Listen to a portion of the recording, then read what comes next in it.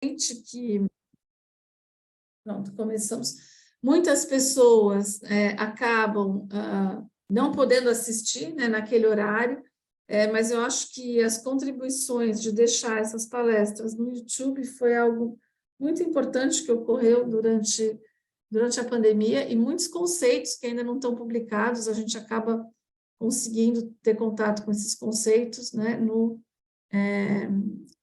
nos diferentes canais do YouTube que estão por aí, né? Então, obrigada, Joaquim, por podermos gravar, né, a conferência. Não vou descrever mais, né? Só posso dizer que o professor Joaquim faz parte de um grupo que é o Grupo de Recherche pour l'analyse du français enseigné, que está aí à direita, e mais recentemente também à esquerda, o grupo Stella, que é a historicidade dos textos no ensino de línguas, e são grupos que têm refletido bastante sobre essa questão da didática das línguas, né, e como essas línguas podem ser ensinadas. Então, obrigada novamente, Joaquim, vou te passar a palavra, eu vou ficar aqui aceitando as pessoas que vão entrando aos poucos aqui na conferência, e a nossa ideia também é fazer uma conferência e depois abrir para as perguntas, tá bem? Então é isso, Joaquim, obrigada novamente. Então, boa tarde e noite ao grupo de académicos, de professores que tenho o prazer de ter em frente à distância. É um prazer para mim estar com vocês neste evento.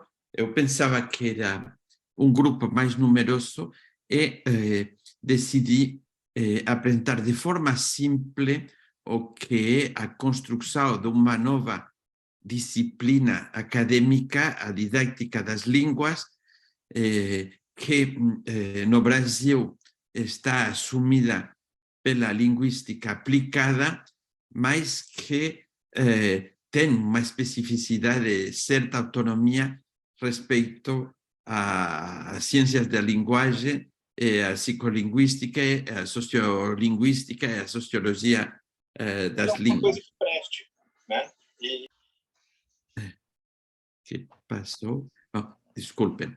Então, o objetivo principal é de apresentar de maneira global a nova disciplina que existe de 30 ou 40 anos e mostrar como na minha modesta biografia eu tratei sempre de desenvolver pesquisas diversas e vamos a ver quais são os campos de pesquisa e vou terminar com os desafios actuais.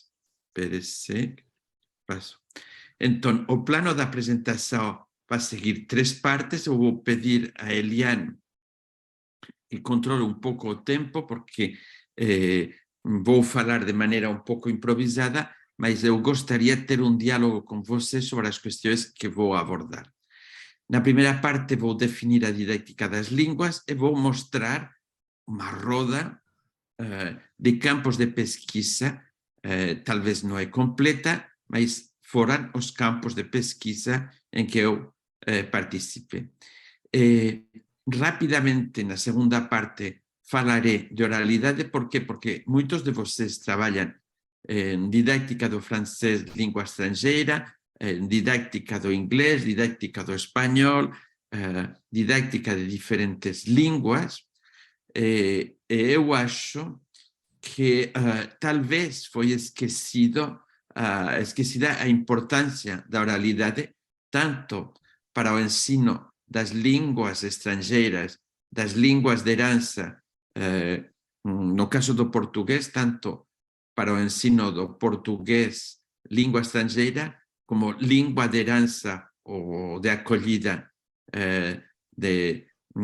tanto de herança como de acolhida de migrantes, herança aqui na Suíça, por exemplo, com os alunos de origem brasileira ou português, mas vocês se apercebem, sem ter que discutir muito o assunto, que uma língua tem que ser conhecida, aprendida a partir da oralidade, que a escola, no caso do português, língua primeira, ou língua de escolaridade, a escola foi criada para permitir o letramento, mas sem um domínio de certos gêneros orais, o letramento tem também dificuldades e a oralidade continua a se desenvolver depois de dominar o sistema de escritura, a codificação e inclusive o letramento. Tanto é assim que, no nosso caso, participamos em numerosas ocasiões formando a retórica oral ou a expressão oral em professores diferentes de adultos que para a formação de juristas, abogados, magistrados é importante, como é importante para a formação do professorado em geral, ainda que não sejam professores de língua portuguesa ou de línguas em plural. E terminarei por... Para o Brasil, essa é Madeleine Lasque, você está na live UOL. Aliás, como nós mudamos de horário? E terminarei falando dos 7 grandes desafios que considero importantes para continuar o trabalho que modestamente a nossa equipe e outras equipes de diferentes países começaram com a didática das línguas. Qual é a matriz disciplinar do ensino das línguas? A didática das línguas é um campo científico, como diz anteriormente, em construção. E o que tratamos é de compreender e difundir como se transmitem os usos e os saberes sobre as línguas. E tem matérias que constituem historicamente a disciplina. Por quê? Porque se olhamos nas matérias escolares como se ensina o português, ou como se ensina o inglês ou o francês, tem uma série de conteúdos, mas também tem uma série de saberes de referência. E os saberes de referência fundamentais são as ciências de linguagem e os trabalhos em linguística relativos a cada uma das línguas ensinadas. Mas isso explica o que língua, explica o patrimônio, são estudos literários em que podemos conhecer bem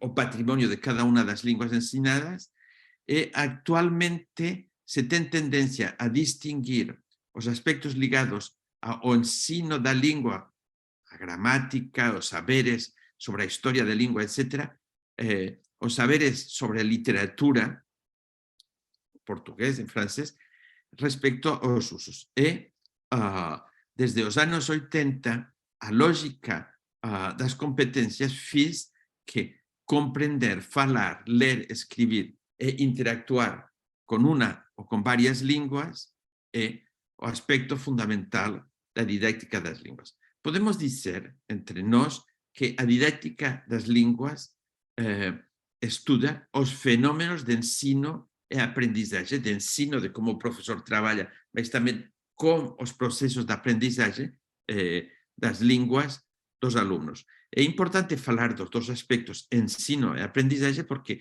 no caso da aprendizagem se precisa ter conhecimentos de psicologia de linguagem, e por isso que no nosso marco teórico, Vygotsky tem uma importância capital, que tanto Bernard Snowli como Broncar, como eu, fizemos estudos de psicolinguística e de psicologia.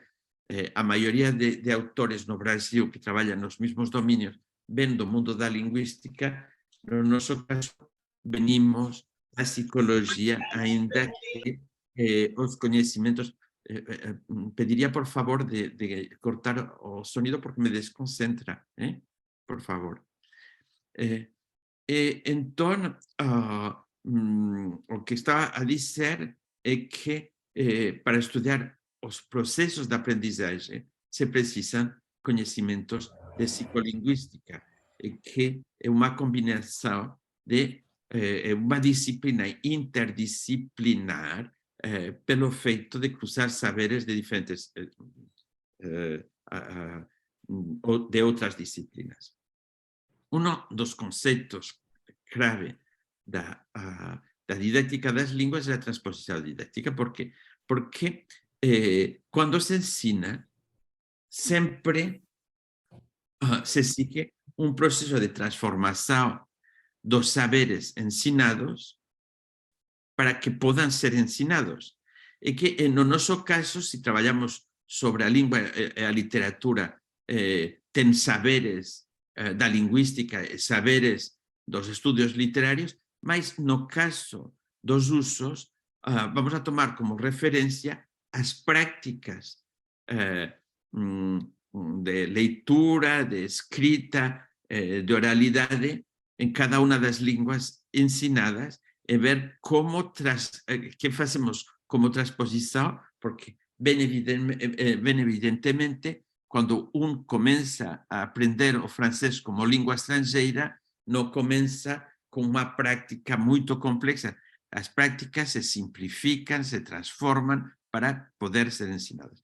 E as grandes questões da didática é que ensinamos, quais são os objetos de ensino e como se abordam. E isso, a propósito da oralidade, que vai ser um dos subtemas que eu vou desenvolver, vai ser particularmente interessante porque no caso do ensino das línguas estrangeiras se desenvolveu mais o trabalho sobre a oralidade que no caso das línguas primeiras da escola. Nos dois casos é muito importante. E nos dois casos, tomar em consideração os contextos sociolingüísticos é importante. Então, a matriz disciplinar toma o triângulo didáctico, que o sistema didáctico é a aula, com professores e alunos, e como objeto os saberes sobre a língua ensinada e as práticas sobre a língua ensinada. E no Brasil tem certas particularidades, porque globalmente é um país em que as escolas são muito diferentes de um lugar a outro, o ensino de línguas estrangeiras está muito desenvolvido em certos lugares como São Paulo, e a prova é que na Universidade de São Paulo o nível de conhecimento de línguas estrangeiras é muito bom, mas, em cambio, se fazemos uma avaliação do conjunto do país, o ensino é ainda deficitário. E que, ademais, tem uma diversidade de vozes e de repertórios dos alunos muito diferente, e que é difícil saber se começar por uma visão local a partir do idiolecto dos alunos ou imediatamente abordar a língua de escolarização. Como vocês podem compreender, eu sou partidário de tomar em consideração o repertório dos alunos, a diversidade de vozes, de maneiras de falar, e partir das variedades dos pequenos, que são as variedades utilizadas na família, para desenvolver outras com uma abertura a novas comunidades discursivas. Que significa abertura a novas comunidades discursivas? É que se vocês têm em um barrio de São Paulo crianças que falam de diferentes maneiras o português, eles vão aprender não unicamente a fala dos paulistas, mas também dos cariocas, vão estar confrontados a outras falas, mas, sobretudo, a gêneros orais que talvez não conheçam bem a causa da origem deles. E abrir a novas comunidades discursivas significa que eles aprendam registros e gêneros de texto diferentes, que eu variacionista, sou partidario de confrontar os alumnos a usos do portugués do Portugal, de Lisboa, do Nordeste, de diferentes lugares, porque enriquece tamén a propia variedade de origen dos alumnos. E que coñecer unha lingua supón coñecer o funcionamento da lingua en diferentes regiões, lugares geográficos, mas tamén e, sobretudo, en diferentes situações de comunicação. E, por iso, o núcleo central da nosa perspectiva para o ensino das linguas é trabalhar en géneros de texto. Mas como falamos de línguas em plural, a escola tem a obrigação de ensinar várias línguas. No Brasil, o inglês é a língua geralmente ensinada em todas as escolas, mas está o espanhol, que é uma língua vecina.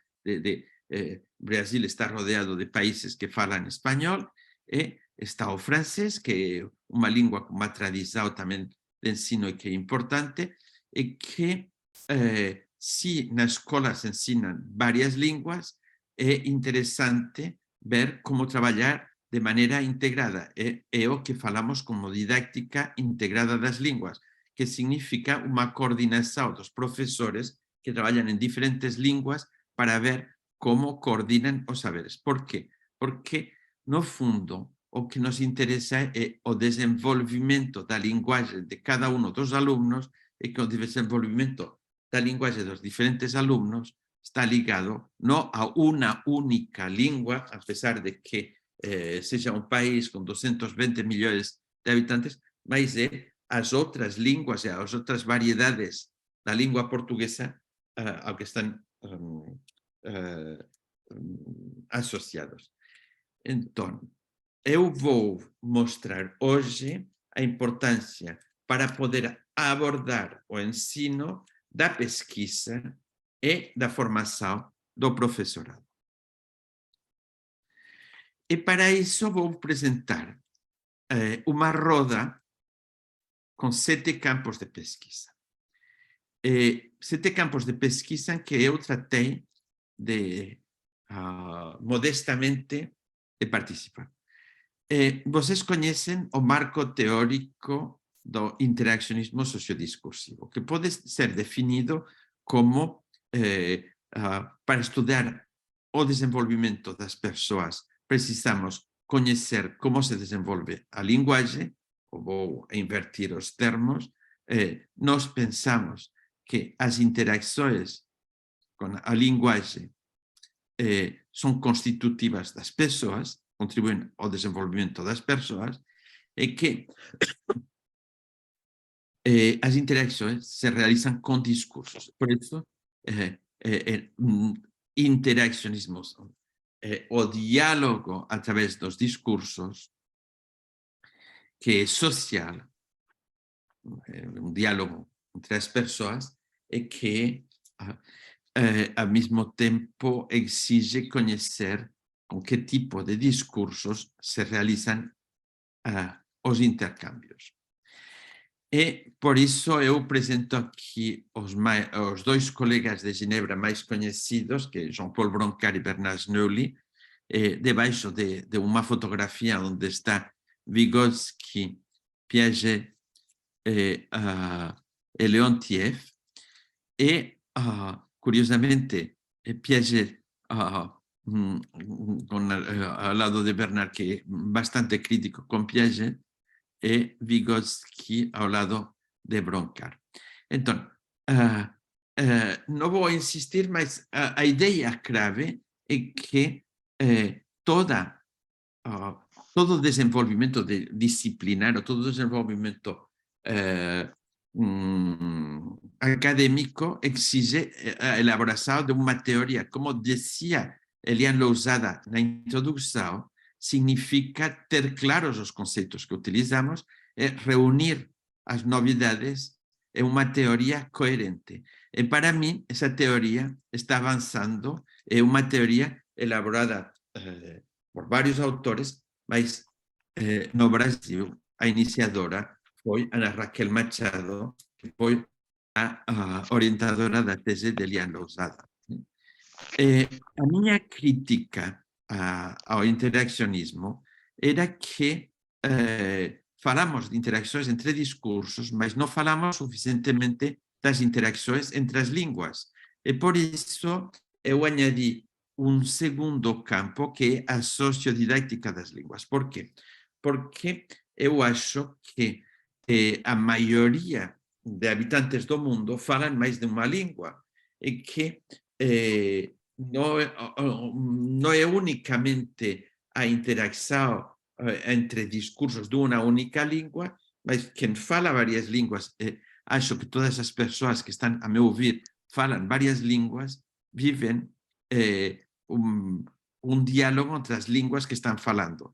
E para compreender o que passa quando se aprende uma nova língua ou quando duas línguas se estão utilizando simultaneamente, tem autores que falam de translanguaging.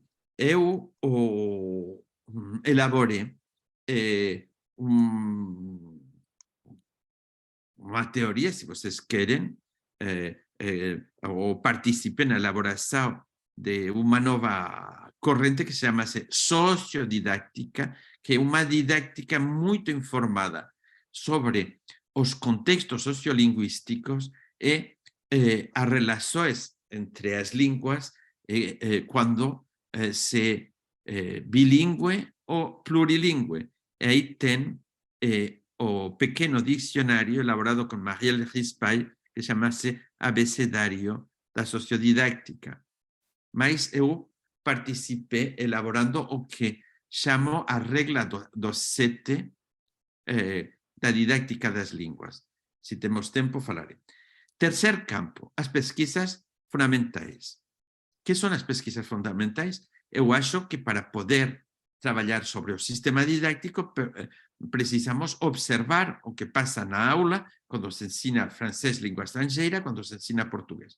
E as pesquisas fundamentais são pesquisas de análise das práticas de ensino das línguas, de análise dos processos de aprendizagem na escola das línguas. E talvez de exemplos desse tipo de pesquisas. Quarto tipo de pesquisa, a engenharia didáctica. Sempre insisto no Brasil, que é um país em que de grandes engenheiros, também de grandes arquitetos, eu gostaria que tivesse também grandes engenheiros da educação, grandes engenheiros para o ensino. Por quê? Porque o professor precisa de ferramentas, de instrumentos para trabalhar. Acho que temos um retraso considerável respecto a outras profissões. É que agora, na era digital, na era pós-pandemia, sabemos perfeitamente dos limites da ausência da presença no ensino, mas também do que pudimos todos aprender trabalhando à distância, é que este trabalho à distância é particularmente interessante para o ensino das línguas e para o ensino da oralidade, que permite múltiples ferramentas muito mais difíceis de utilizar, talvez, sem ferramentas técnicas particulares. Quinto tipo de pesquisas. Eu me apercebi que para modelizar os gêneros de texto no ensino, nós sempre tomávamos os textos em sincronia, mas que precisávamos de uma visão diacrônica ou histórica dos textos. E com Valéria Gomes, Aura Sawan, Eulalia Lorcan, Florencia Miranda, um grupo de pesquisadores de 5 países diferentes, de uma ventena de universidades diferentes, constituímos o ISTEL, que é uma equipe que trabalha sobre a historicidade dos textos e o ensino das línguas em plural. Por quê? Porque, no meu caso, o meu interesse é múltiple, mas um aspecto importante é que acho que as regularidades de um gênero se compreendem se nós temos uma visão histórica de como funciona o gênero. Vou dar o exemplo da fábula.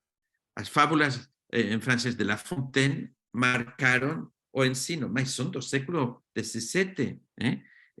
As fábulas de Esopo são de 2000 anos atrás e que muitas vezes, bom, independentemente se tomamos como referência textos antigos ou textos actuais, o estudo das mudanças e do que se sedimentou não pode fazer-se sem uma visão histórica.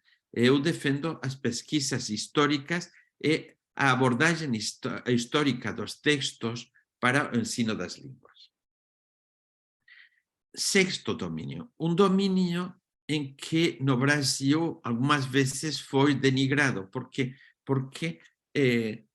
a gente, a defender a prioridade dos usos da língua, que eu compartilho totalmente, não abordou suficientemente como articular a gramática e a literatura, a reflexão sobre a língua e o funcionamento da língua e os conhecimentos sobre o patrimônio de cada uma das línguas. Falamos de ensinar a língua e a cultura francesa, a articulação da cultura literária geral com a língua. E que isso é fundamental para o ensino de todas as línguas, mas particularmente para o ensino das línguas estrangeiras, mas também para o ensino do português. Eu acho que ensinar as normas ortográficas do português sem conhecimentos gramaticais é muito difícil. Que é verdade que vocês têm gente que tem um uso muito melhor que o meu do português e que não tem nenhum conhecimento gramatical. E que tem gente, não vou dizer burra, porque que não tem nenhum conhecimento de literatura, nenhuma leitura, e que pode falar, ler perfeitamente o português. Mas o controle consciente do comportamento linguístico, o falar, ler, sabendo, tendo saberes sobre a língua, transforma a forma de falar, mas não unicamente transforma a forma de falar. Não estou falando de uma élite, estou falando de a possibilidade de ter um controle sobre o comportamento da linguagem. Eu estou defendendo uma posição num debate, mas eu sei que estou utilizando um argumento, eu estou utilizando o perfeito simples, mas eu sei que é o perfeito simples, e sei como ortografiar o perfeito simples ou imperfeito, e que isso faz parte da didática das línguas e que não sabemos suficientemente. Como vocês vão ver, eu vou defender nos desafios, falarei ao final, a existência de gramáticas pedagógicas e van a ver qual é o meu desafio. E o sétimo aspecto são as pesquisas sobre a formação. Então, eu vou passar rapidamente por um exemplo de ensino que pode ser ensino integrado das línguas, porque a fábula poderia ser trabalhada em diferentes línguas, mas imaginemos que trabalhemos sobre fábulas do Brasil.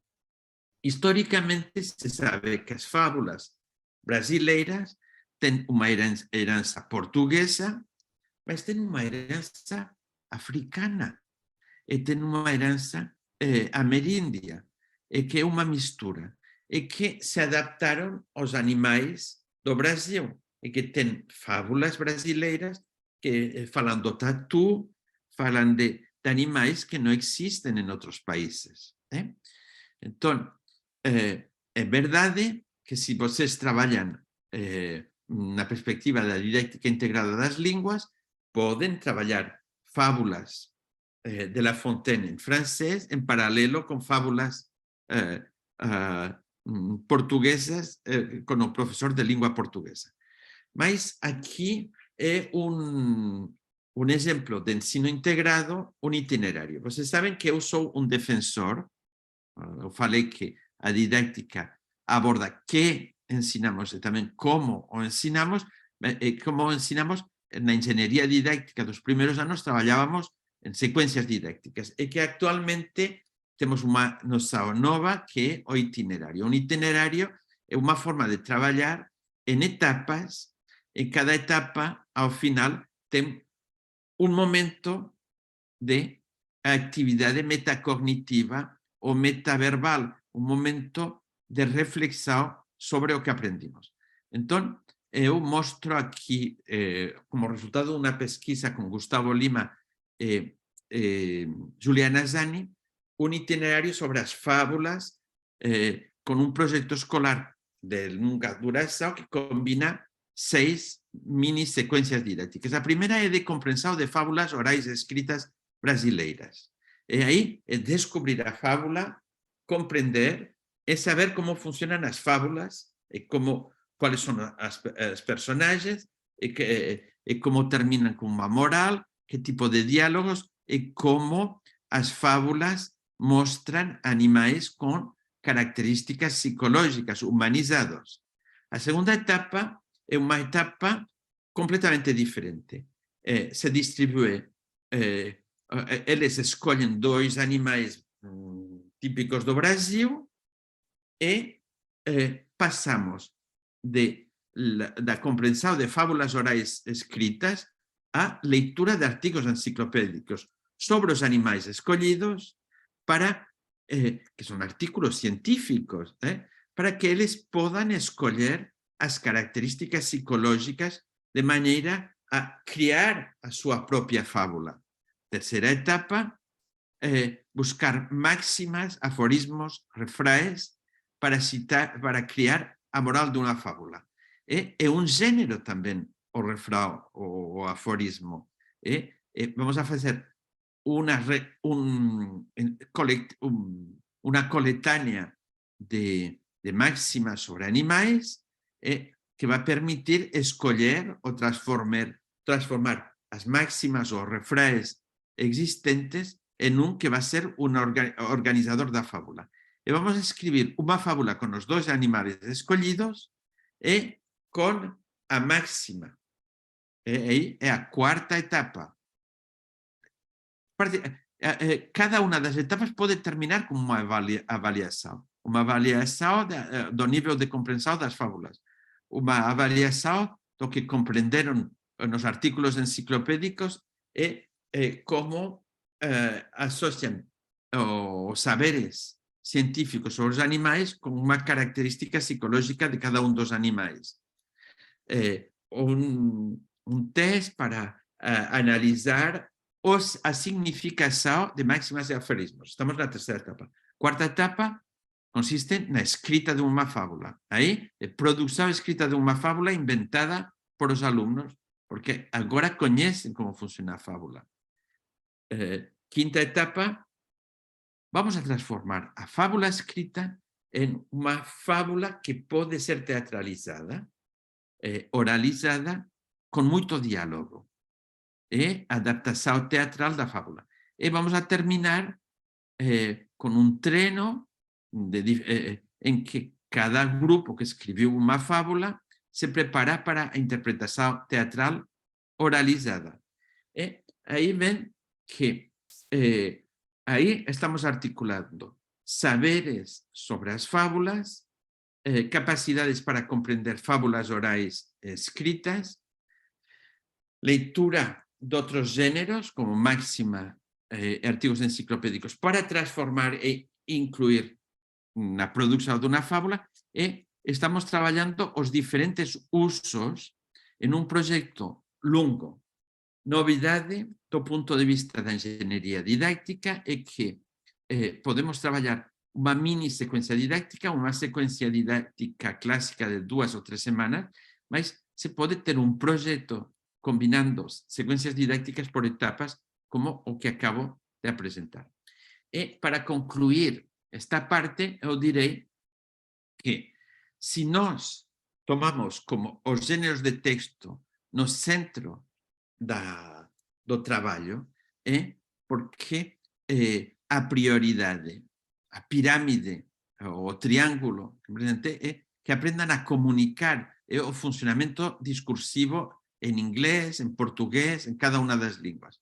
Mas que refletir sobre as línguas é importante para ter un control consciente dos usos e comunicamos sempre con géneros e se pode refletir sobre os géneros, mas tamén sobre a lingua e as relações entre os elementos que constituyen a lingua e un traballo gramatical. E ao mesmo tempo, construir referencias culturais á leitura de fábulas. A leitura de fábulas de grandes autores ou de fábulas populares é unha forma de traballar a literatura. E que a esas tres grandes finalidades ten que añadir unha última, que as escolas buscan comunicar en varias linguas e que esas diferentes linguas están relacionadas entre elas. Cando você aprende unha nova lingua, enriquece a súa propia, mas ten falsos amigos, e que o que nos interesa é que os alumnos, todos os alumnos, cheguen a comunicar con un bon nivel en as diferentes linguas. Por iso, nós proponemos no centro do triángulo o traballo por géneros, géneros de texto. Se vocês me perguntan, eu mostrarei a diferença entre género de texto ou do discurso, que vem de Voloshinov, a noção de género do discurso, mas que podemos definir de forma muito simples como uma forma de comunicação e uma ação social, oral ou escrita, em diferentes esferas sociais da atividade humana. Esferas da atividade sociais da atividade humana, se vocês tomam a profissão de abogado, vocês vão ter o texto da argumentação da defesa, tem a sentença para um júdice, que são gêneros ligados ao trabalho dos advogados. Se você tem um jornalista, aí tem a classificação dos gêneros por profissões ou esferas sociais da atividade. Mas nós temos uma categorização dos gêneros com finalidades didáticas que eu apresentarei se vocês me questionam. É que aprender o uso das línguas em plural ou de uma língua particular significa ter um domínio de diferentes gêneros, porque trabalhando com gêneros nós nos adaptamos sempre em situações de comunicação. E três características são fundamentais para os gêneros. Se tomam a fábula, vocês vão ver imediatamente quais são os conteúdos temáticos que podem ser ditos por o gênero. No nosso caso, tem uma moral, tem animais humanizados que servem de parábola para chegar à moral. Entre parênteses, como situação de comunicação, as fábulas foram criadas para transmitir moral, eram educativas. E se foram versificadas é porque se pretendia a recitação, e que recitando fábulas às crianças, eles gravavam na mente a moral que transmite a fábula. Uma fábula tem uma organização particular, é a estrutura do gênero. Eu disse que tinha uma parte dialogada no interior e que terminava em uma moral. Vocês conhecem como funciona. É um texto narrativo particular e que tem um estilo, no sentido bakhtiniano do termo, que o conjunto de unidades linguísticas que configuram o gênero manifestam o que é a textualização do texto, e que se falamos de um gênero oral ou da fábula oral, tem umas características determinadas à oralidade. Por isso falei da teatralização do gênero. Então, eu acho que não vou passar muito tempo falando das pesquisas desde 1998 sobre, fundamentalmente, sobre gêneros orais escritos. Vocês conhecem o livro que foi traduzido por Roxane Rojo e Glaís Sales Cordeiro, de Bernard Nolle e eu, Gêneros Orais Escritos da Escola, e o livro que inverte o nome dos autores por um ensino do oral, que ainda espero a tradução ou a adaptação por parábola em língua portuguesa. Mas, desde esse momento, nós trabalhamos fazendo muitas pesquisas de engenharia didática. No início, a referência era em ciências de linguagem, colaborávamos com professores, experimentávamos em uma aula os novos instrumentos, as sequências didácticas, e as sequências didácticas eram simples: produção inicial, uma série de módulos, e produção final. Vou muito rápido ou se segue bem, Eliana? Tá ótimo, Joaquim, eu acho que dá para entender. Então, segunda geração. Atualmente, as referências não são unicamente de ciências da linguagem estrictamente, são referências sobre pesquisas em didática das línguas, pesquisas fundamentais que analizam a prática do ensino. O que significa isso? Que antes de propor um novo dispositivo, observamos o que passa nas aulas, gravamos o trabalho do professor, analisamos a exaustão didáctica do professor, vemos quais são os obstáculos e as dificuldades para o trabalho que eles propõem. E a colaboração é de carácter ascendente. Primeiro, discutimos, trabalhamos com os professores, observamos, analisamos as práticas e, a partir daí, construímos os novos dispositivos. Glaís Sales Cordeiro diz, em realidade é dialéctico, porque os professores pedem uma ajuda do pesquisador, e que parte das necessidades do professorado discutimos com eles, mas em um momento determinado as novidades são aportadas por os pesquisadores. É um trabalho ascendente, mas uma vez que nós temos claro quais são as necessidades dos professores, contribuímos fortemente na criação dos novos dispositivos. E se faz uma dupla experimentação. Primeira experimentação com os professores que trabalham nas equipes de pesquisa, e a segunda para tratar de generalizar os usos. Por quê? Porque é muito claro que se o professor que participou na pesquisa experimenta o que fizemos, vai funcionar muito melhor que se damos os mesmos materiais a outros. Isso foi observado também na Olimpíada da Língua Portuguesa, em que quienes elaboravam materiais, quando os experimentavam, funcionavam muito bem, e depois, quando se observa como são utilizados por outros professores, a diferença é bastante grande.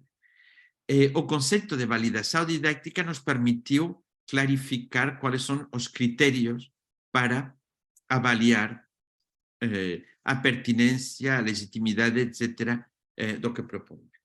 A ideia é que não é unicamente o impacto sobre a aprendizagem do francês, do inglês, e também, no caso da criação de novos instrumentos, também é a viabilidade nas aulas, nos contextos particulares de ensino. E não é a mesma coisa ensinar uma língua em Genebra, que é uma cidade muito cosmopolita, onde na rua você encontra gente falando uma multiplicidade de línguas, que ensinar em uma região do Brasil em que todo mundo fala unicamente português, ou que tem menos oportunidades.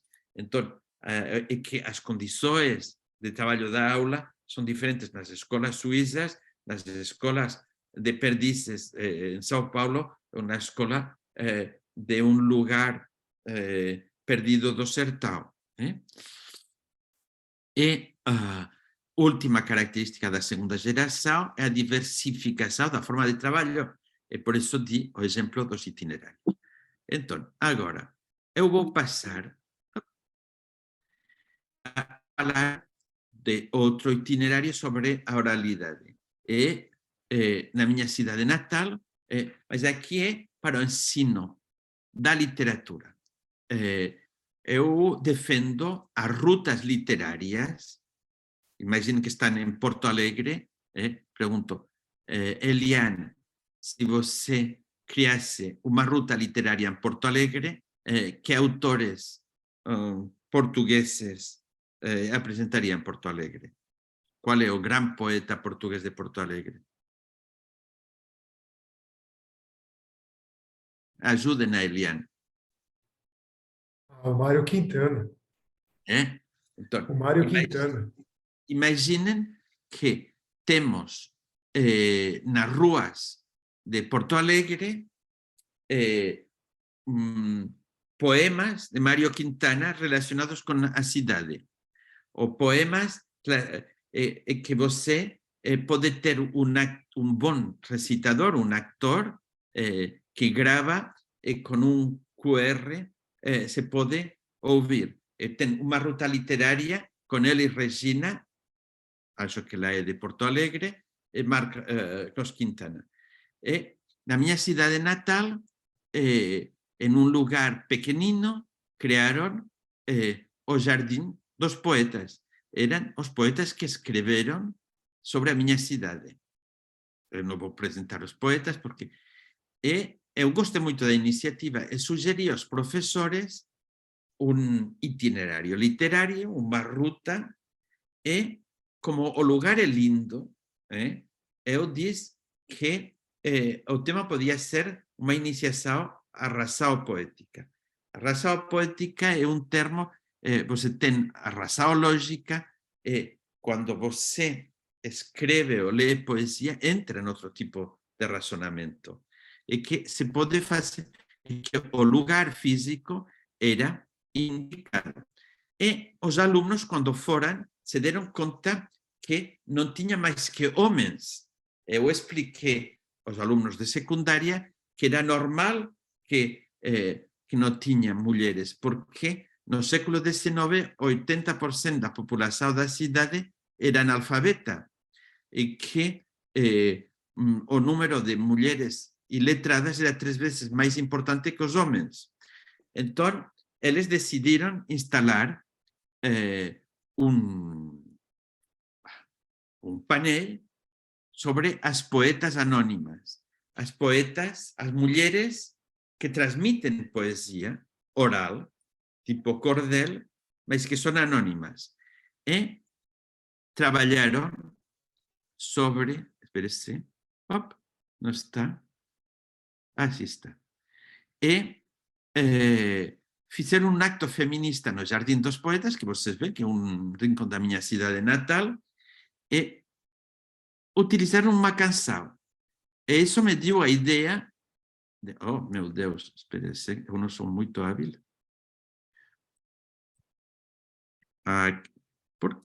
Quando trato de pôr a canção, passo... Tenham um pouco de paciência comigo. Por que me passa isso? Aqui. Eles fizeram um recital de canções. Um gênero que é fundamental. Oh, meu Deus! Um gênero que acho fundamental para o ensino de línguas e que os professores utilizam, mas utilizam, eu vou ser um pouco crítico com a utilização. Homenatge de protesta, som mans fredes vora el fons, som de la revolta, netes de la por i el do, coincideixen les tirades, fixades en l'horitzó. Potser avui farem victòria, potser enterrarem el plor. Som en acte de protesta, som mans fredes vora el foc. Som la veu de la revolta,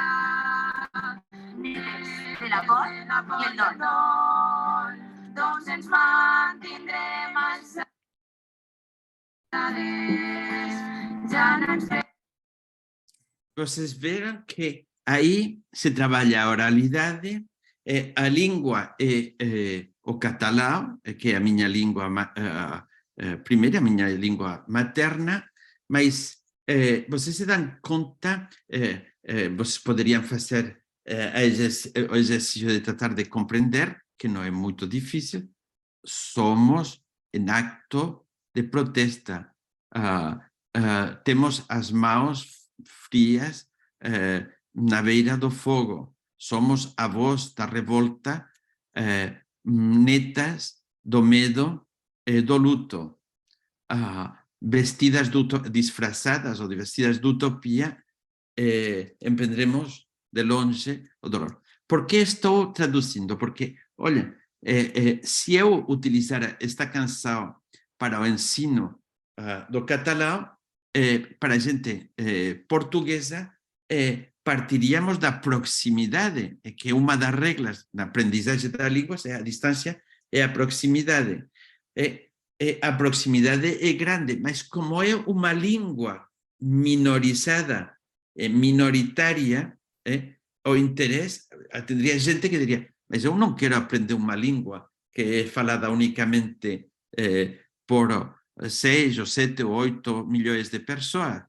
O português é falado por 240 milhões de pessoas, é muito mais importante. As representações, o estatuto da língua, apesar da proximidade, pode fazer que se aprenda ou não se aprenda. Mas se pode jogar com a intercompreensão para entrar. E que, insisto, podemos discutir sobre o assunto, sobre o interesse de abordar a canção. No ensino, eu tenho um grupo de pesquisa que está trabalhando os gêneros em plural da canção em francês, italiano, catalão e português. E utilizando canções, no caso do português, por exemplo, de diferentes regiões geográficas, tanto do Portugal como do Brasil, para trabalhar aspectos fonéticos. O meu interesse é de não trabalhar unicamente a recepção e a análise crítica da canção, mas trabalhar a canção para permitir aos alunos, a partir de uma música conhecida, trabalhar a produção de canções e articular como gênero multimodal e como multiletramento música e canção. Então, quais são os 7 desafios? Primeiro desafio é que um desafio em que o Brasil está muito com retraso. Estudar o desenvolvimento da linguagem, tomando em consideração as variações da língua e as relações entre as línguas. O Conselho da Europa, e o modelo que eu apresento é um modelo europeu, mas que me parece para a educação muito mais interessante que os modelos americanos, o Conselho da Europa formula a regra de 3. A regra de 3 significa que se trabalha 3 línguas. A língua regional, ou a língua da escolarização, e uma língua estrangeira. Se trabalha as línguas dos emigrantes, as línguas ameríndias, no caso do Brasil, a língua portuguesa e uma ou 2 línguas estrangeiras. Valorar ou valorizar a oralidade multimodal. E aí eu me considero experto sobre esta questão desde o ano 98, quando publicamos o livro para um ensino da oralidade, podemos discutir sobre isso. Mas o que é fundamental é operacionalizar como fazemos para trabalhar mínimo 3 línguas na escola e tomando em consideração as relações entre as línguas para o desenvolvimento da linguagem. Segundo,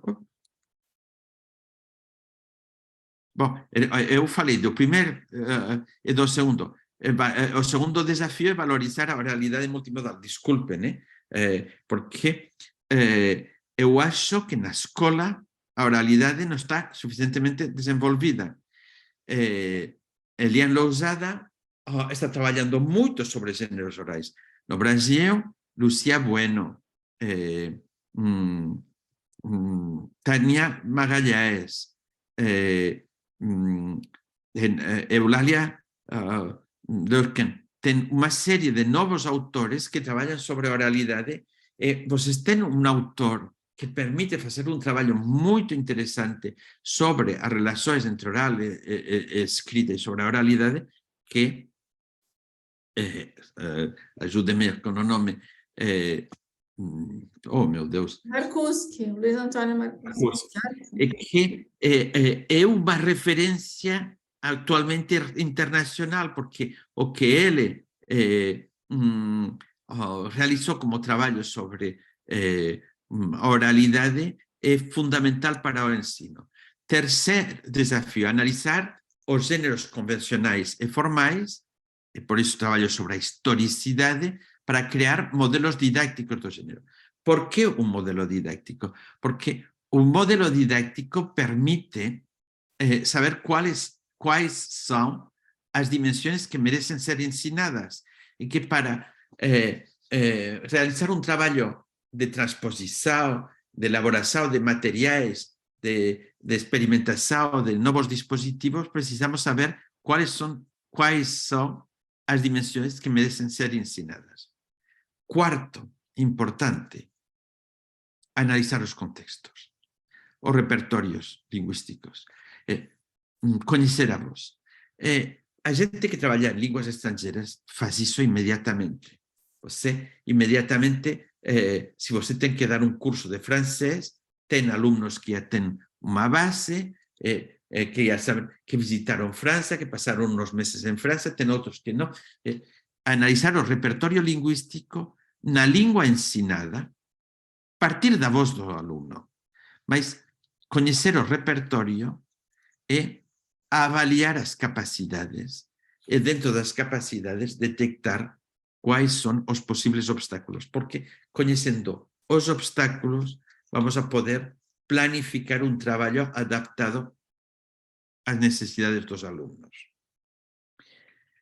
Quinto desafio, eu queria falar disso, elaborar uma gramática pedagógica de referência, e eu diria que se as escolas ensinam todas inglês e outras línguas, uma gramática pedagógica de referência que não fale unicamente das diferentes variedades do português, sem preconceitos, como é o caso da gramática de Marcos Banho, mas também uma gramática pedagógica que mostre como se passa de uma língua a outra, que tem uma metalinguagem comum às diferentes línguas para o ensino.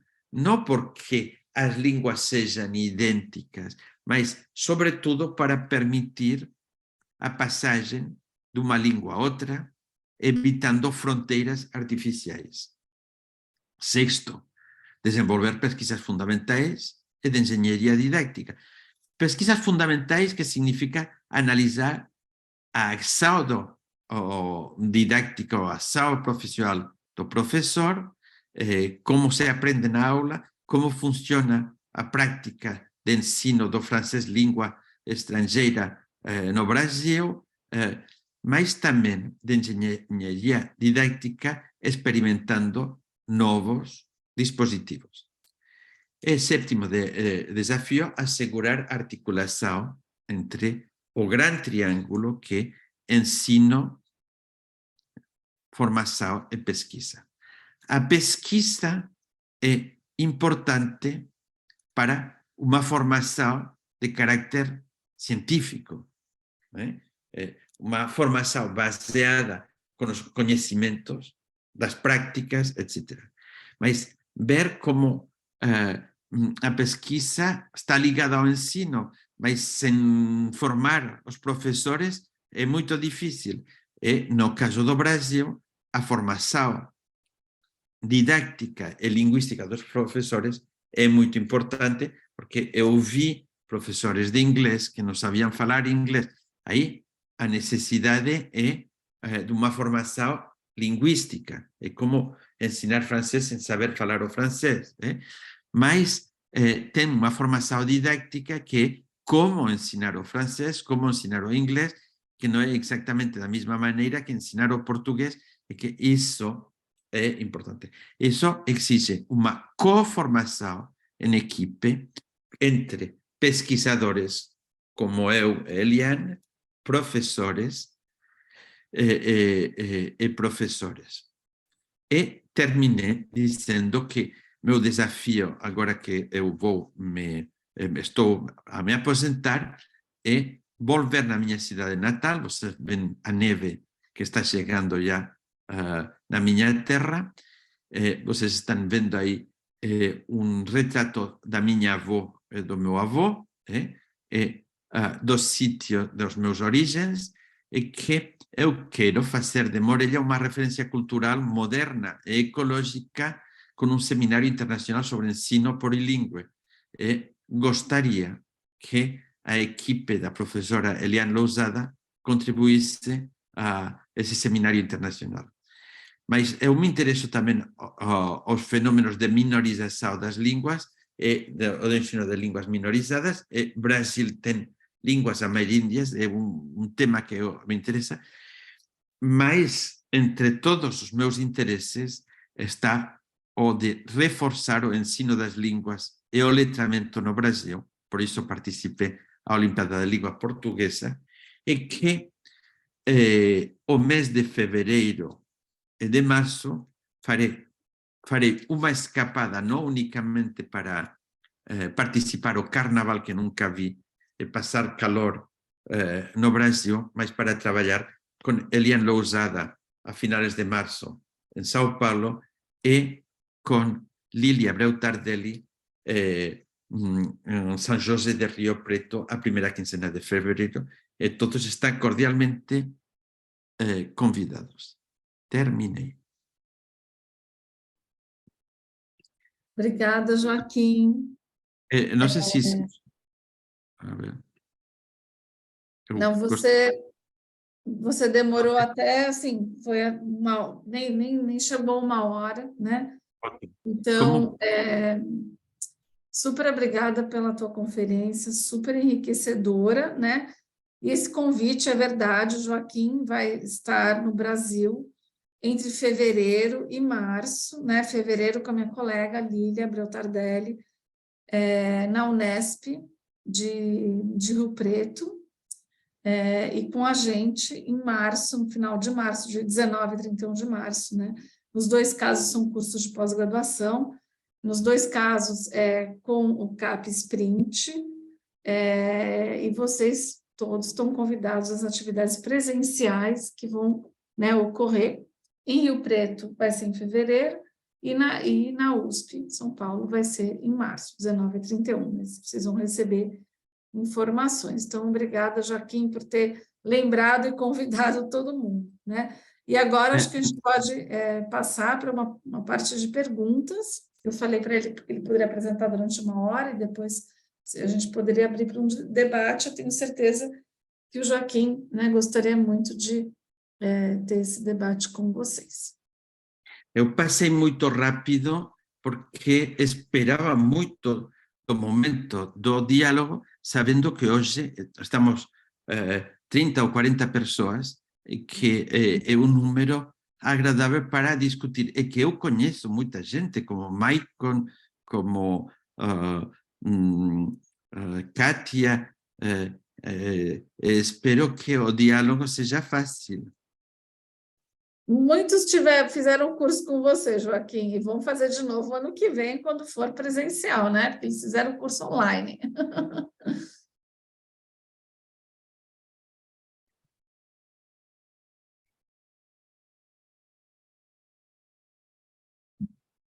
Eu sempre digo que se não tem questões, é que a gente não se interessou muito.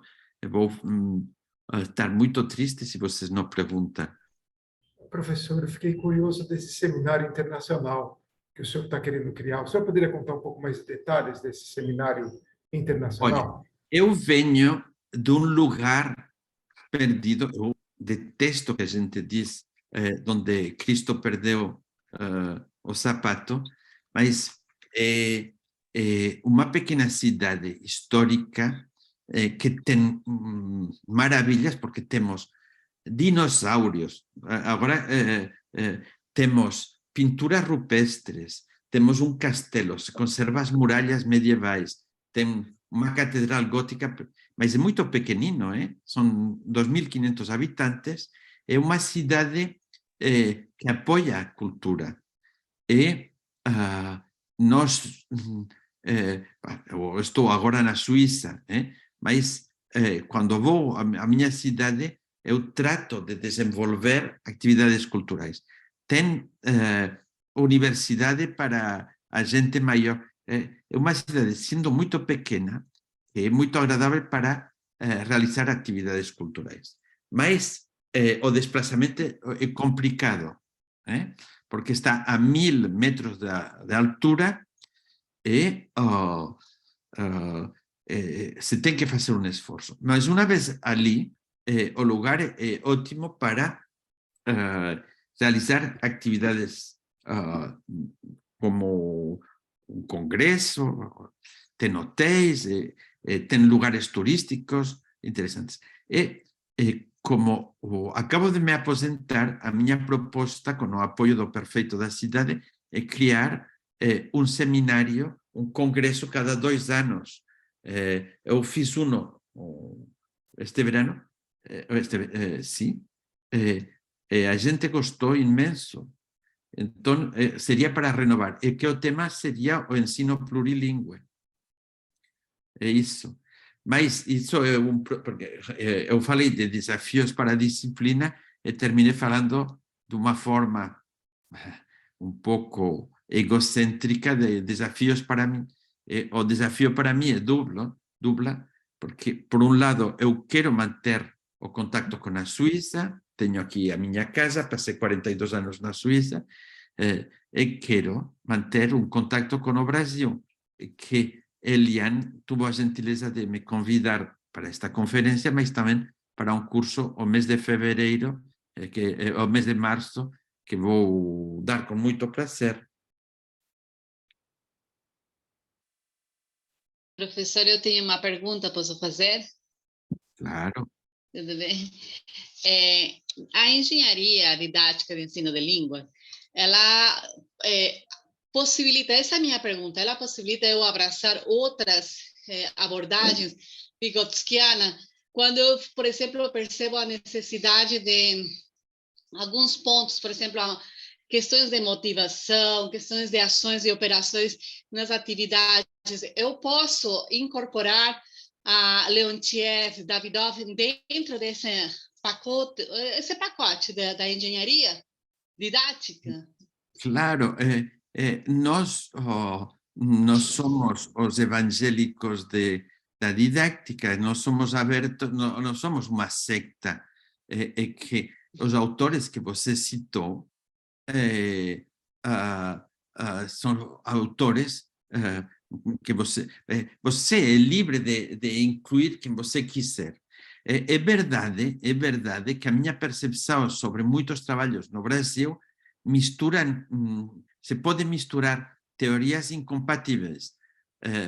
Se você toma um chomskiano, um interaccionista, Chomsky faz uma análise política super interessante, mas são duas teorias que não são compatíveis, porque um fala do dispositivo inato para aprender línguas e nós falamos da importância das interações, ou a dominância.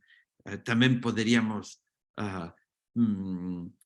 fazer um compromisso, mas são teorias muito diferentes. Em cambio, Leontiev é um autor clave do interaccionismo sociodiscursivo e que se nós somos académicos com um mínimo de autocrítica, diríamos que as pesquisas, Eu trabalhei 40 anos fazendo pesquisa, mas as nossas pesquisas são ainda muito elementais, podem ser melhoradas.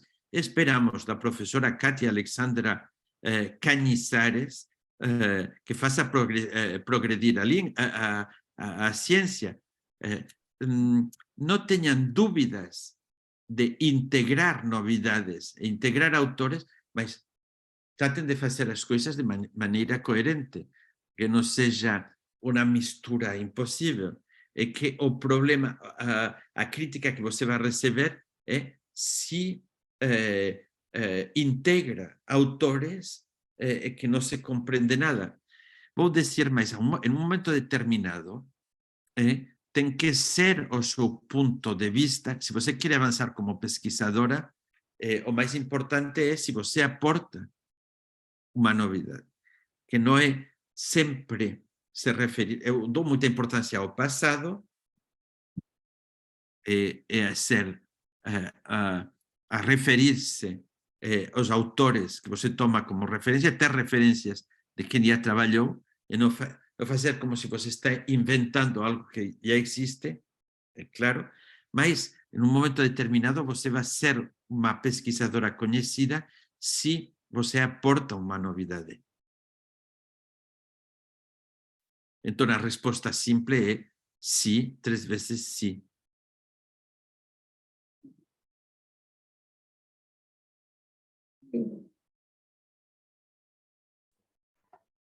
Eu quero fazer uma pergunta de curiosa para você. Como é que você está, Joaquim? É a Mona, estou um pouco rouca. O seu nome? Joaquim, a Mona, que fez mestrado e doutorado na PUC São Paulo, na mesma que eu, mas ela estava com a Cissa Magalhães. Eu conheço a Cissa. Mas a minha primeira viagem no Brasil foi em 97, mais ou menos, e foi Estamos na banca de qualificação também do Michael, mas eu estou assim, bastante rouca, com gripe mesmo. Eu não vou perder essa tua fala de forma nenhuma. Depois disso que eu vou lá fazer os meus testes. Joaquim é um querido. Sinto muito não ser um bruxo, poder enviar vibrações para curar a senhora. Obrigada, Joaquim. Foram várias coisas. Quando você, de início, mostra a sua cidade, eu me lembro muito da aldeia dos meus pais, né, lá do Líbano. Então, tem essas regiões, essas casas de pedras. Quando eu falo dessas casas das pedras, essa é a casa de pedra verdadeira, não é esse cimento simples que a gente tem. Mas não era isso que eu queria falar. Não. A minha pergunta é uma pergunta de curiosa, e me chamou muita atenção, eu até comentei com a Eliane aqui, a gente conversando, me chamou muita atenção esse ensino da fábula. Porque eu sou professora aí da USP de língua árabe, sou professora, eu tento ensinar a formação na língua árabe, e eu te digo que é difícil. Primeiro, porque a língua árabe são alunos que trabalham muito com tradução, trabalho muito na área de literatura, e quando vem para a sala de aula, eu tenho assim, poucos alunos, mas quando eu mostro a maneira como nós podemos ensinar, e eu sou cria lá da PUC, eu sou cria da Cissa, sou cria da afinada Raquel, da Fernanda, então assim, eu fico meio que inconformada quando eu vejo um ensino muito restrito só à estrutura da língua. E quando você traz essa visão de fábula, eu quero pensar e jogar para você e para o grupo, assim, porque eu estou ensinando minha sobrinha neta a estudar fábula. Ela está numa escola de cunho canadense aqui, ela vem ensinando fábula, aprendendo o estudo de fábula, mas para ela entender que os animais eles trabalham com uma moral. É complicado, que a pergunta dela fala assim, mas como que um animal pode entender isso? Como que um animal pode falar isso? Então, assim, eu tento falar de todas as formas. Mas que idade tem a sua... Ela tem 9 anos. Sim. É uma criança, né, de 9 anos. Agora sim, mas a ideia é o seguinte, porque quando se ensina a fábula, imaginando uma escola pública, como é que nós poderíamos trabalhar esses 6 itens, considerando o contexto de escola pública, ou mesmo o contexto de uma escola lá em Perdizes ou lá na Aclimação, como é que nós poderíamos trabalhar esses 6 pontos, né? A partir de uma fábula, a partir da fábula, de tal forma que o aluno que está aprendendo uma língua estrangeira, no caso dela, ela está aprendendo inglês, se eu não me engano, e ela aprende fábulas em inglês e em português, e ela não consegue entender. Eu penso assim, que se nós aplicássemos essas questões, seria importante, mas ensinar não o aluno, eu acho que mudar um pouco o foco. Aqui no Brasil, começar a ensinar os professores que é possível fazer esse tipo de coisa, esse tipo de ensino. Entendeu? Sim, porque... mas aí, o exemplo que eu di, que foi experimentado, tem 2 artigos publicados, você busca Lima Zani, encontrará os artigos, não me lembro agora, as revistas, uma Acta, em 2 boas revistas brasileiras. Mas era para... estaba feito nun contexto de formación dos profesores e foi experimentado por diferentes profesores, mas eran alumnos maiores que a súa que a crianza que você traballou. Mas vou decir varias coisas. A fábula ten unha tradición de ensino importante. As fábulas versificadas se versificaban para facilitar a aprendizaxe, a recitación de memoria. Eu veño de unha tradición popular moito oral e cada un somos 5 hermanos e cada uno aprendía un poema ou unha fábula de memoria. A versificación das fábulas facilita o ritmo para aprender de memoria. É verdade que cando eu, como criança, aprendía de memoria a fábula, non comprendía tudo.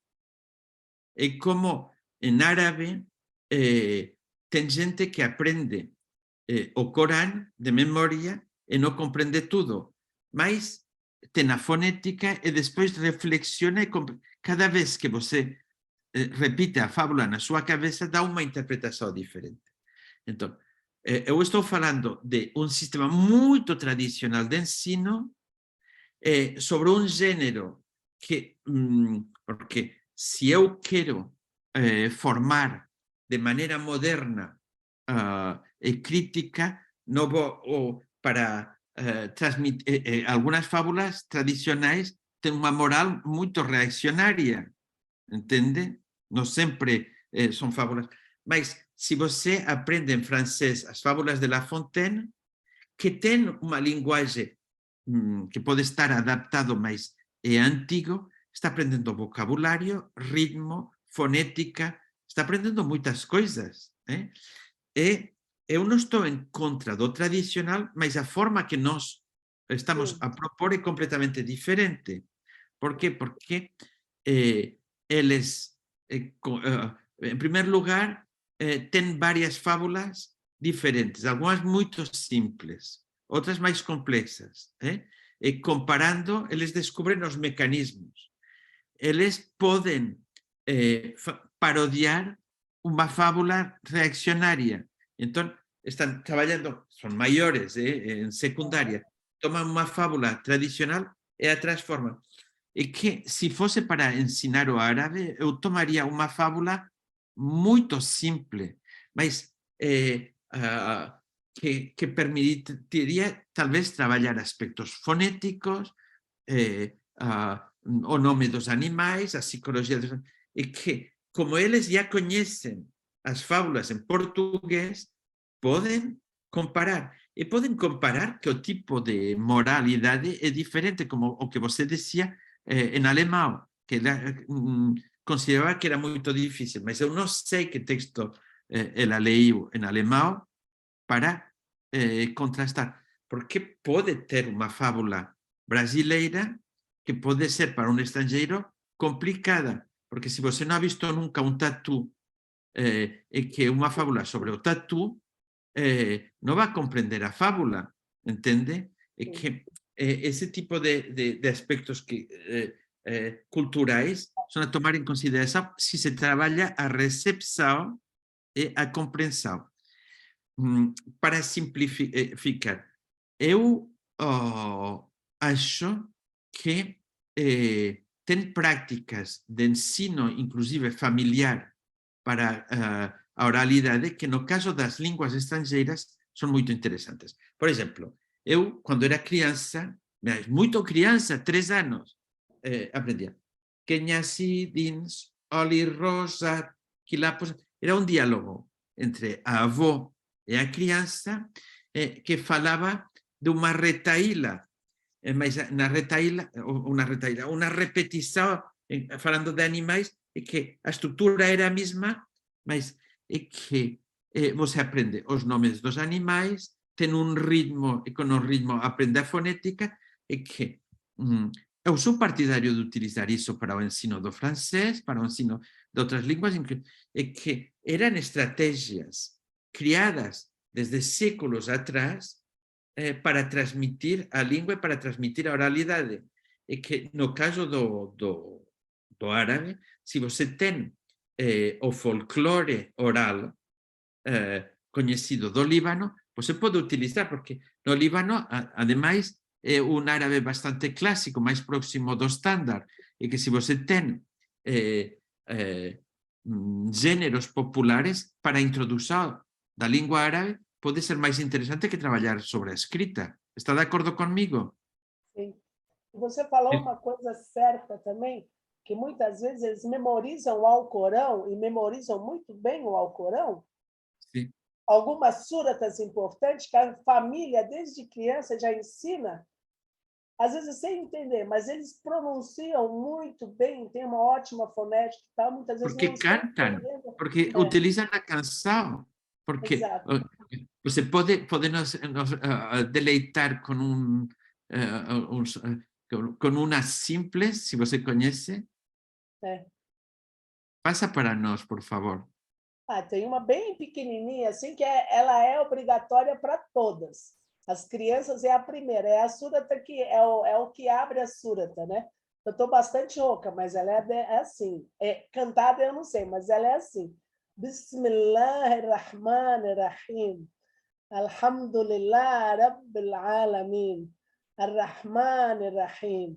مالك يوم الدين إياك نعبده وإياك نستعين اهدنا الصراط المستقيم صراط الذين أنعمت عليهم ولا الضالين آمين. Então, eles falam isso sem a gente entender. Sim, mas olha, o que é interessante é que rima com in e que você tem um exercício fonético que eu seria incapaz de reproduzir, mas se você me ensina, é como tem adolescentes que cantam canções em inglês e não compreendem nada do que cantam. Verdade. A verdade é que o objeto do ensino das línguas não é repetir sem compreender, mas se pode trabalhar a fonética e, ao mesmo tempo, a compreensão. Eu não sou partidário de aprender de memória como se aprendia nas suratas sem compreender nada do que eles aprenderam. Mas pode ser utilizado. E toda a entrada do Alcorão, toda a surata do Alcorão, tem o Bismillahirrahmanirrahim, que toda criança sabe, todo adulto que começa, não se pode recitar o Alcorão sem começar com esta frase, que é em nome de Deus, o clemente, o misericordioso. Bismillah, em nome de Deus, Rahman, o clemente, Ar-Rahim, o misericordioso. Então, todos sabem isso em português e em árabe. Né? Sim. O trabalho da oralidade, eu acho que tem o ensino das questões da oralidade pode ter uma inspiração em sistemas tradicionais. Por suposto, eu não faria como se fosse na Mosquita, porque o objetivo é diferente, mas é que aprender a palavra de Deus como uma obrigação, mas sem compreender o que diz. É contrário ao mínimo de toda a didática, mas se pode transformar para ensinar a fonética, para ajudar a compreender o árabe clássico, porque Sim. funda o árabe clássico. Muito obrigada, Joaquim. Obrigado, sou eu que tenho que dizer muito obrigado.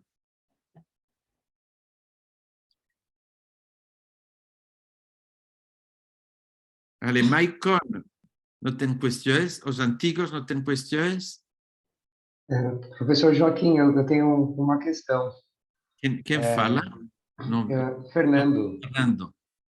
Isso, eu gostaria de perguntar quais seriam os primeiros passos para a elaboração de uma gramática pedagógica. Faço essa pergunta não ingenuamente, mas porque eu me dediquei a estudar a gramática pedagógica do Banho, do Marcos Banho, e com todo respeito, realmente esbarra em determinado momento na questão reiterada do preconceito linguístico, que é muito importante de discutir, que eu sempre levei para a sala de aula. Fui professor de escola pública por 8 anos, antes de me tornar professor da Universidade de São Paulo. Mas eu gostaria de, como professor do armênio, hoje, de língua armênia, e diante da necessidade de formar uma gramática útil para o ensino, para a aprendizagem, gostaria de saber quais seriam os primeiros passos. Eu acho...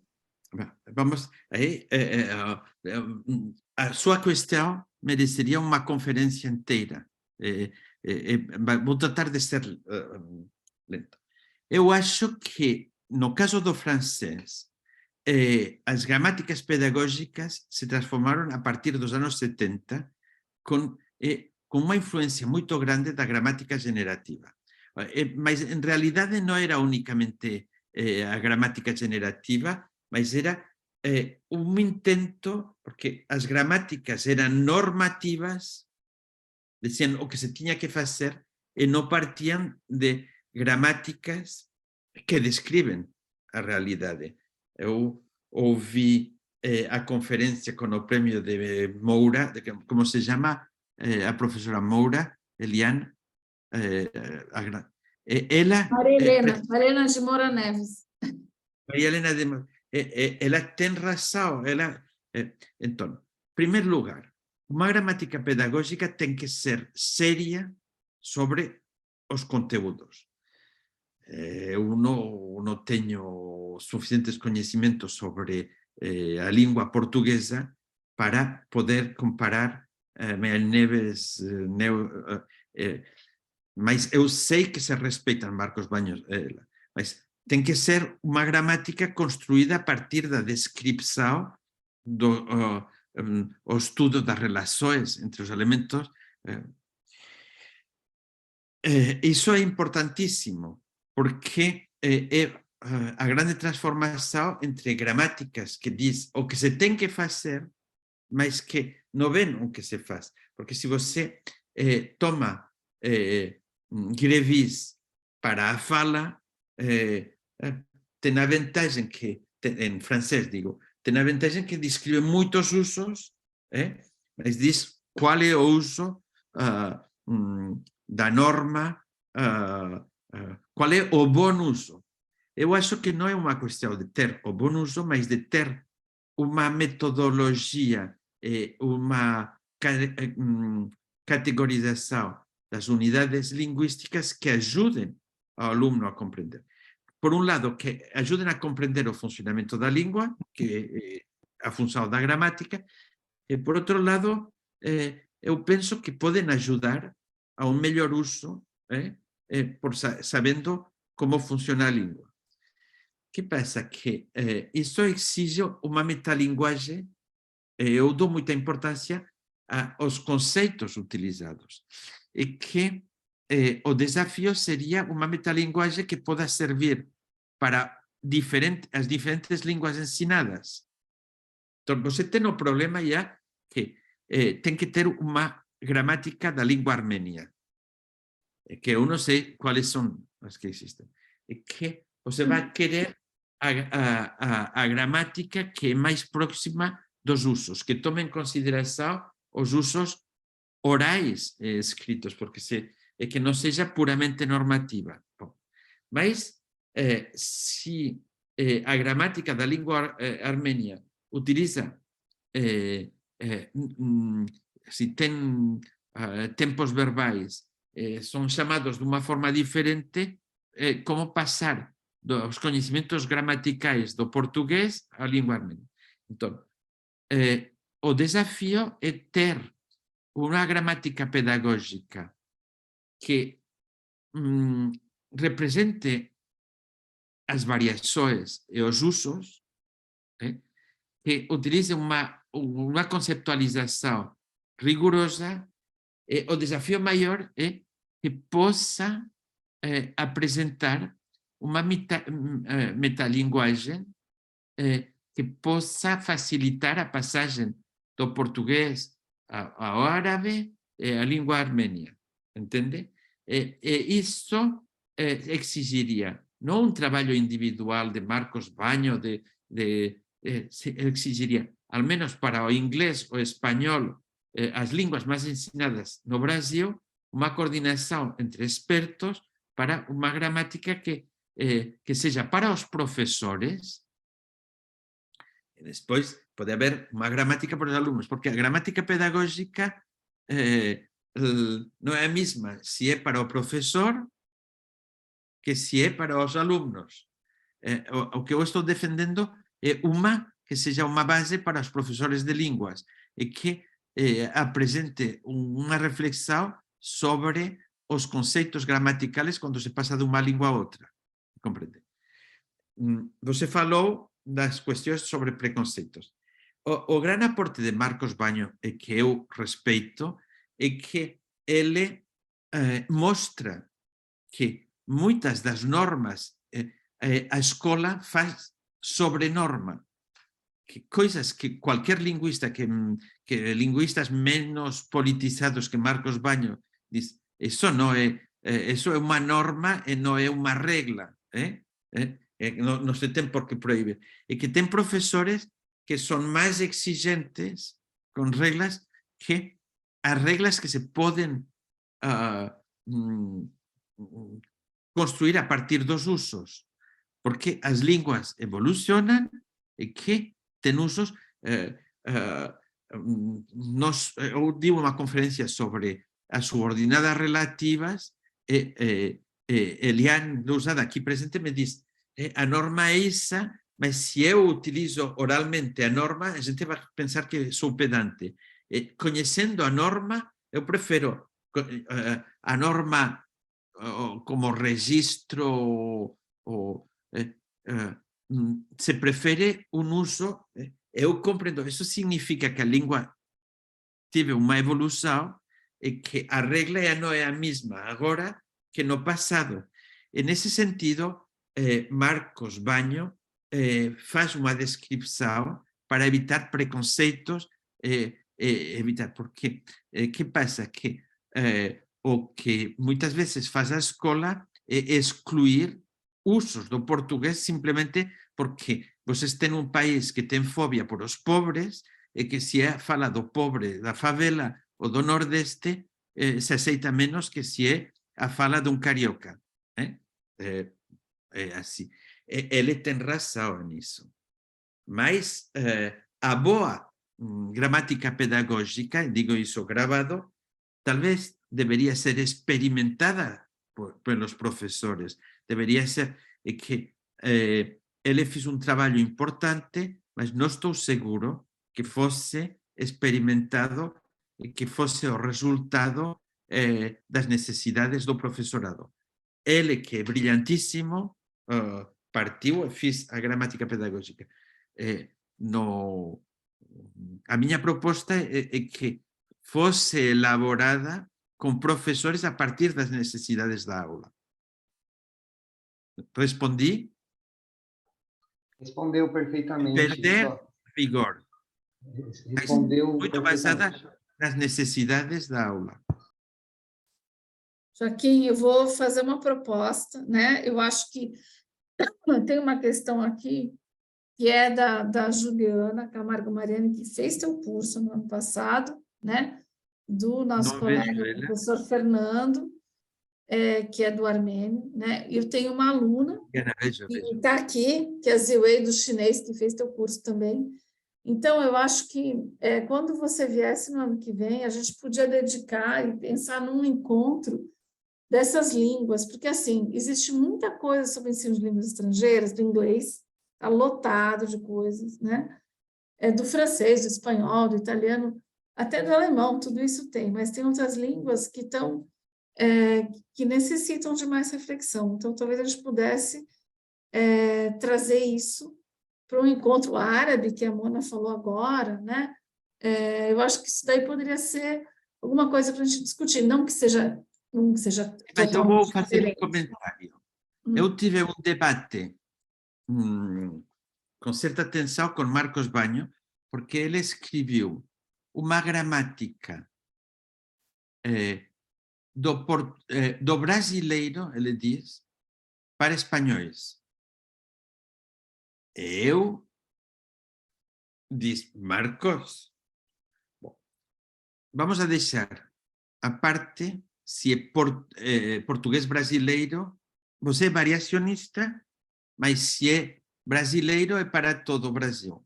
E tem diferença entre o gaúcho e a gente do Nordeste. Mas você diz para espanhóis, eu sou espanhol, mas não sou de língua materna espanhola.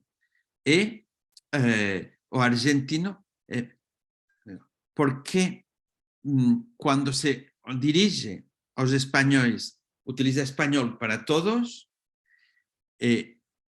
tem os usos dos clícticos que são idênticos no Brasil que na Argentina, mas que são diferentes da Espanha. O que critiquei não era a gramática que ele fez, porque, olha, há interesse. Uma gramática do português do Brasil destinada a hispanófonos, mas ele diz espanhóis, não diz, porque o título tinha que ser corto. Eu provoquei ele, porque como ele gosta da polêmica, eu provoquei. Somos amigos, não chegou a sangre. Mas que é o que eu gostaria de transmitir para o chinês, para o armeniano, para o árabe? Que provavelmente antes de uma gramática pedagógica que mostre as relações entre as línguas, vocês podem elaborar uma gramática da língua armênia para lusófonos. Por quê?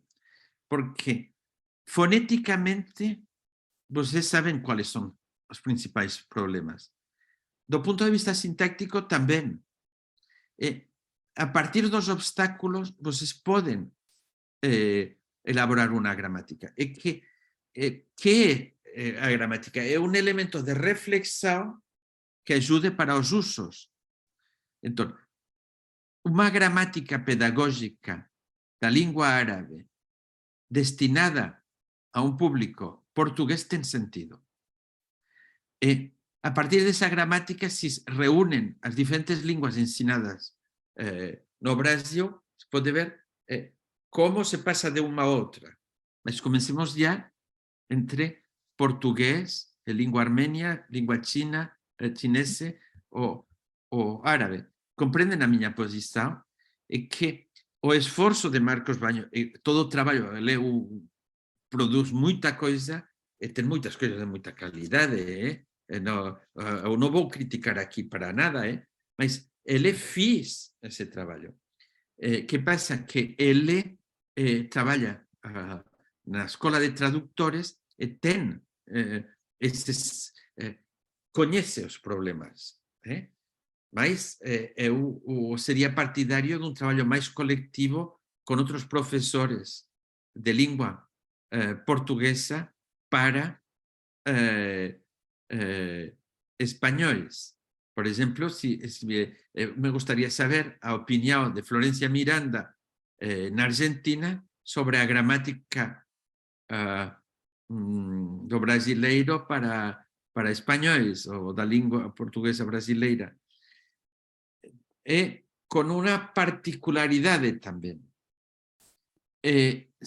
Eu disse a Marcos Baño, é verdade que todos os estrangeiros consideram mais fácil aprender o português do Brasil que o português do Portugal pela musicalidade e por certos aspectos fonéticos. Bom, mas quando eu aprendo português, eu gostaria de aprender um português que possa ser compreendido em Portugal, no Brasil, que compreenda o que fala em Lisboa e que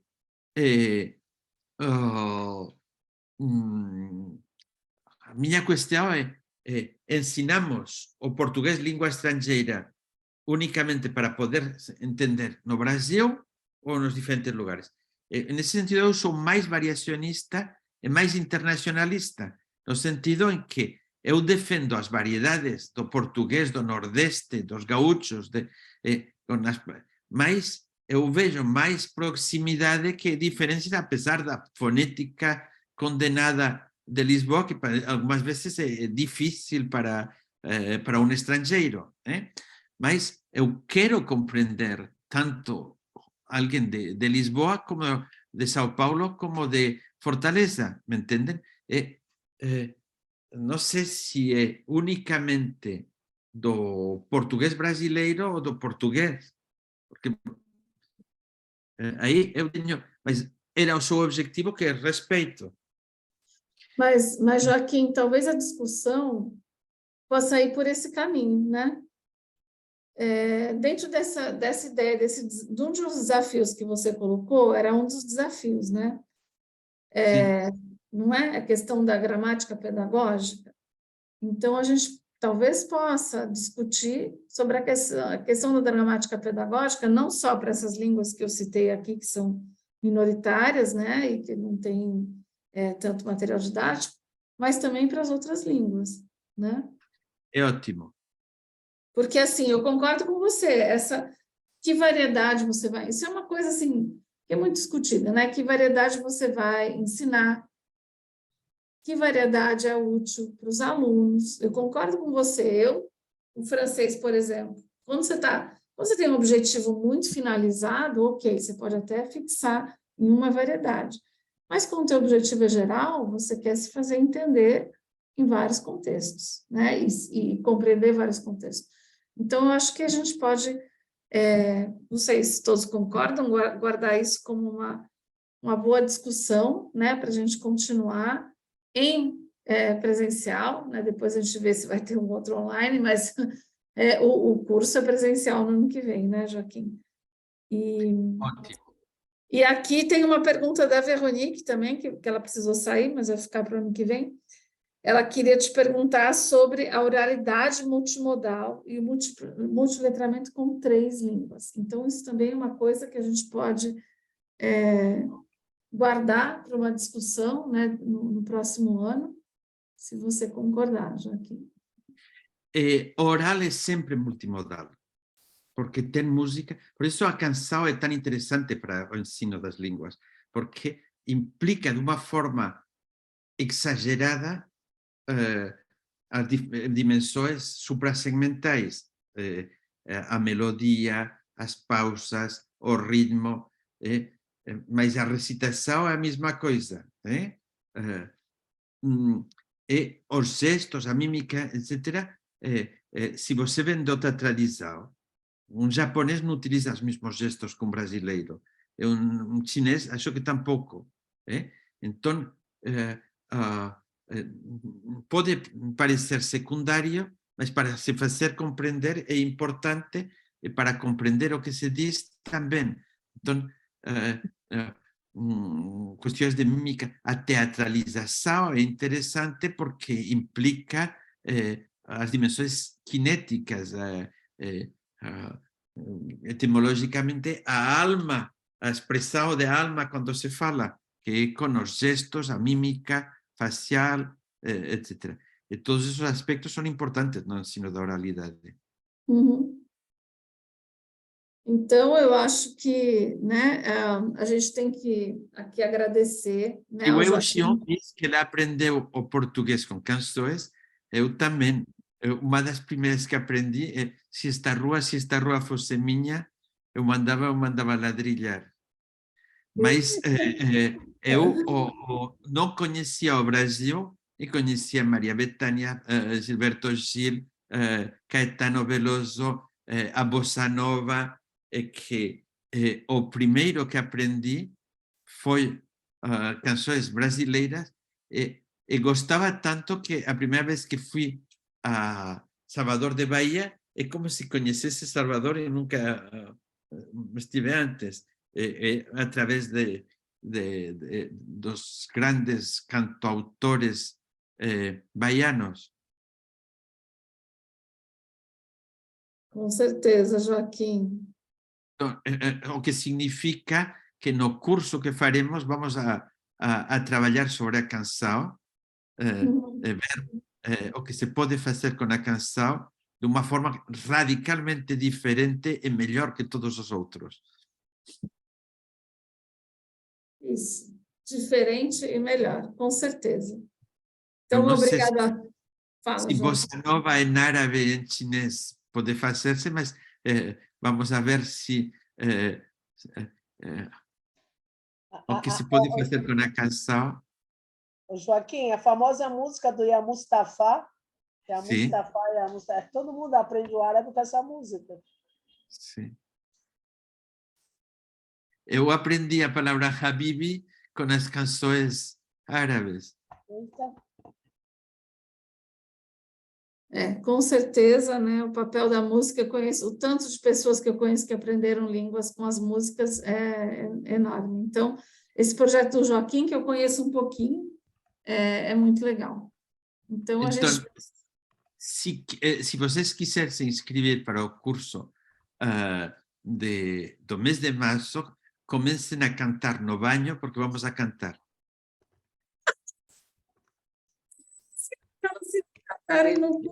William tem cara de ter uma voz bonita. Para ser aceito no curso, vai ter que fazer uma canção. Se não ficar boa, não pode entrar. Gente, é brincadeira. Ótimo. Eliane, depois de recitar o Alcorão, pode tudo, minha amiga. E se é a professora Eliane Gouveia Lousada, tem que ser uma ópera inteira.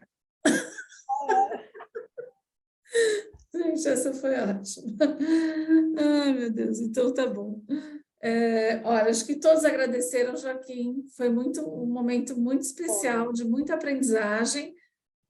Eu posso compartilhar o PowerPoint em PDF, se você concordar, Joaquim. Pode compartilhar tudo, mas é bom que terminemos, porque aqui são as 11h10 da noite. Isso, eu tenho uma pessoa me esperando para jantar aqui em casa, gente. Então, peraí.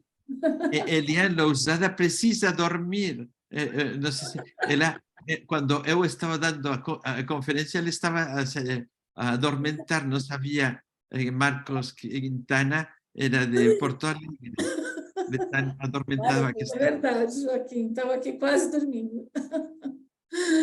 Então, tá bom, gente. Então, obrigada por terem ficado aqui agora. E, Joaquim, super obrigada.